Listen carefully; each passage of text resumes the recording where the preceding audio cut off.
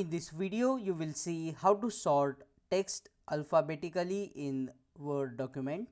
If you have already created a list, then select the text, and under the home option, here you will see the option A to Z, or it is also called as sort option. Click on it and you will see this sort by option.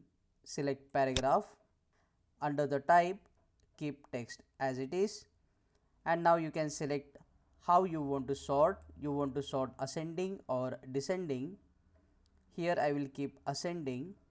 Once done, click on OK, and the list will be sorted alphabetically.